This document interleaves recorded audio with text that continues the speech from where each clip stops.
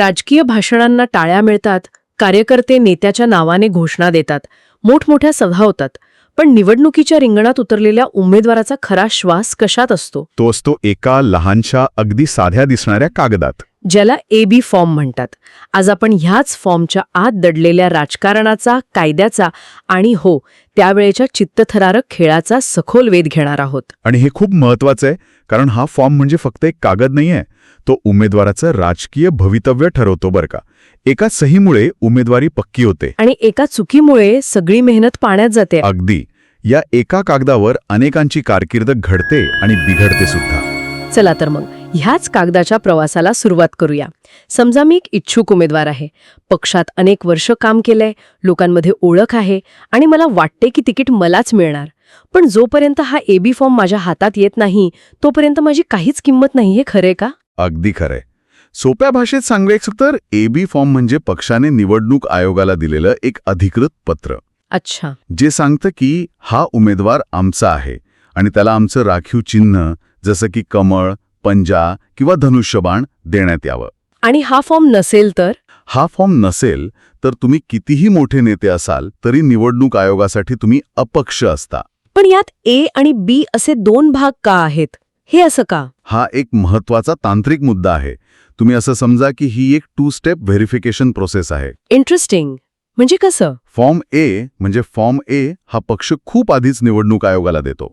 त्यात लिहिलेलं असतं की आमच्या पक्षातर्फे तिकीट देण्याचा म्हणजे B फॉर्मवर सही करण्याचा अधिकार कोणाला आहे.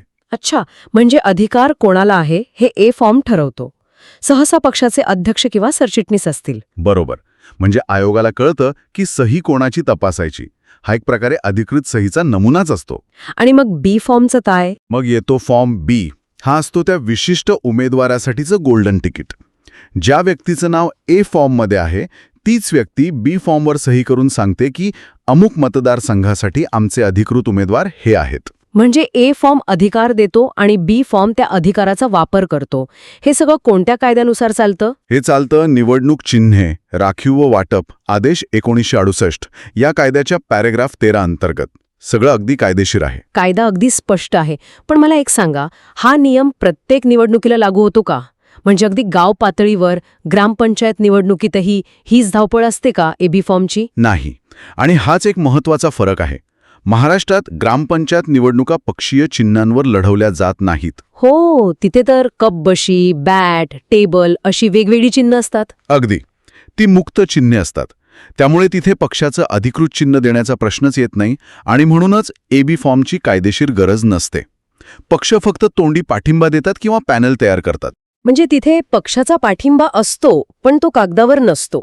पण जसं आपण वरच्या पातळीवर जातो, म्हणजे जिल्हा परिषद किंवा महानगरपालिका, तिथे मात्र या कागदाचं महत्त्व प्रचंड वाढतं.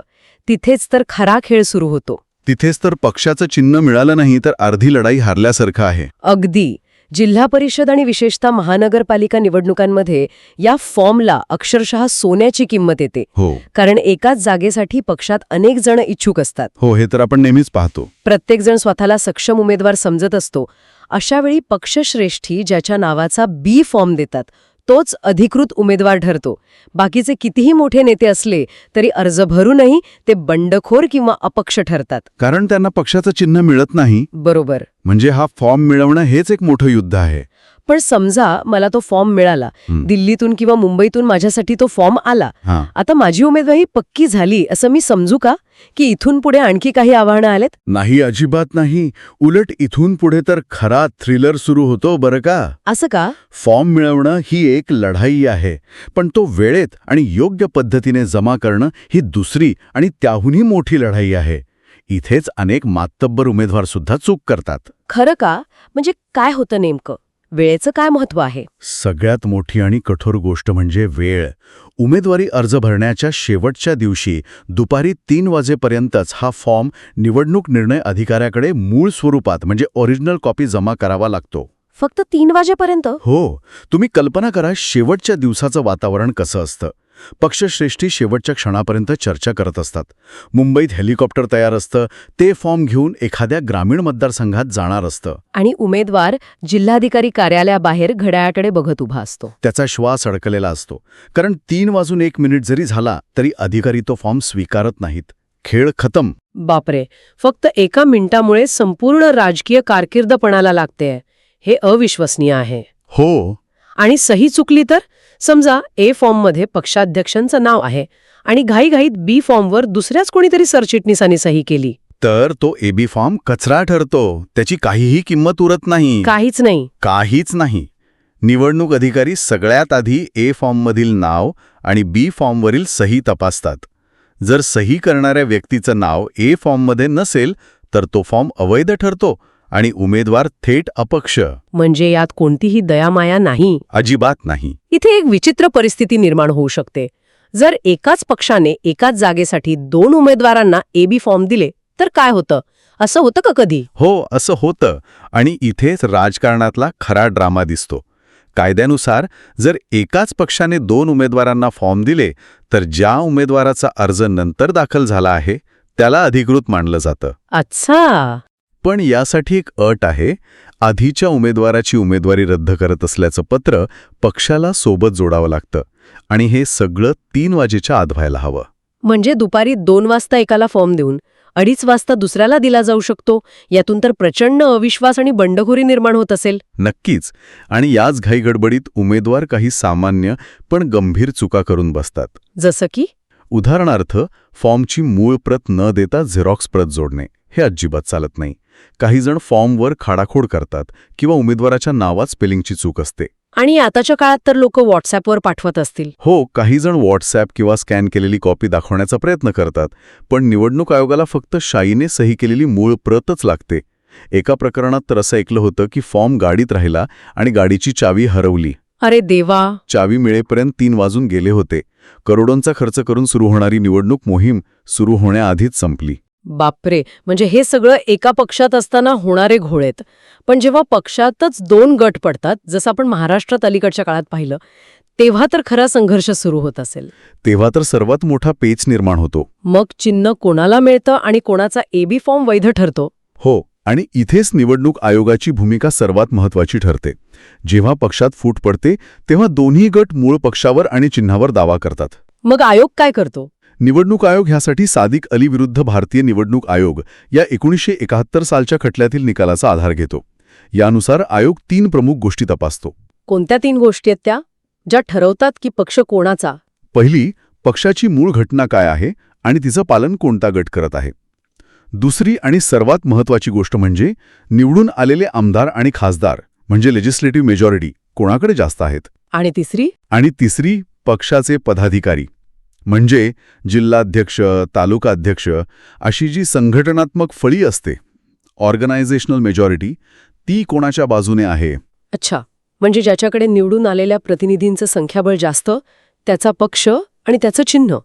रस्त्यावर जमणाऱ्या गर्दीपेक्षा कागदावरच्या संख्याबळाला जास्त महत्त्व आहे. अगदी बरोबर. निवडणूक चिन्हे आदेश 1968च्या पॅरेग्राफ 15 नुसार आयोग यावर निर्णय देतो. ओके. ज्या गटाला आयोग अधिकृत म्हणून मान्यता देतो त्याच गटाच्या पदाधिकाऱ्याने सही केलेला एबी फॉर्म वैध ठरतो. दुसऱ्या गटाने दिलेले फॉर्म रद्दी ठरतात.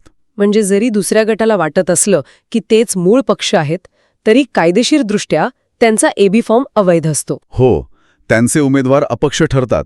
पण ह्या निर्णयाला वेळ लागत असेल, मग निवडणुकीच्या तोंडावर वाद सुरू झाला तर काय होतं? ही सुद्धा एक महत्त्वाची शक्यता आहे. जर वाद सुरू असेल आणि आयोगाला निर्णय द्यायला वेळ लागणार असेल तर आयोग ते चिन्ह तात्पुरतं गोठवू शकतो, फ्रीज करू शकतो. आणि मग अशा वेळी दोन्ही गटांना नवीन नावं आणि तात्पुरती चिन्ह दिली जातात. मग दोन्ही गटांना त्या नवीन चिन्हांनुसार नवीन एबी फॉर्म वापरावे लागतात. जुन्या चिन्हाचा एबी फॉर्म चालत नाही. याने कार्यकर्त्यांमध्ये प्रचंड भावनिक गोंधळ उडत असेल. हो, कारण ते वर्षानुवर्षे एकाच चिन्हाशी जोडलेले असतात. तर या सगळ्या चर्चेतून एक गोष्ट अगदी स्पष्ट होतीये. निवडणुकीत उमेदवाराची कितीही हवा असली, कितीही मोठं कार्यकर्तेबळ असलं, तरी एबी फॉर्म हा त्याचा श्वास आहे. अगदी. एक योग्य सही उमेदवारी बनवते. तर एक लहानशी चूक किंवा वेळेचं गणित चुकणं आयुष्यभराची संधी हिरावून घेऊ शकतं.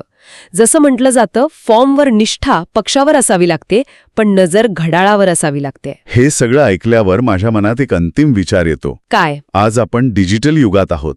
एका क्लिकवर पैसे पाठवतो, ऑनलाईन करार करतो, पण तरीही एका उमेदवाराचं आणि पर्यायाने लाखो मतदारांचे भविष्य अजूनही एका कागदाच्या तुकड्यावर, शाईच्या सहीवर आणि दुपारी 3 वाजेच्या काटेकोर वेळेवर का अवलंबून आहे? हां, खरंच विचार करण्यासारखा मुद्दा आहे. ही कायदेशीर परंपरा, तिची गरज आणि आजचं वेगवान राजकीय वास्तव यांच्यातील संबंधांवर विचार करायला हवा. ही प्रक्रिया अधिक पारदर्शक आणि आधुनिक करता येईल का, हा खरा प्रश्न आहे.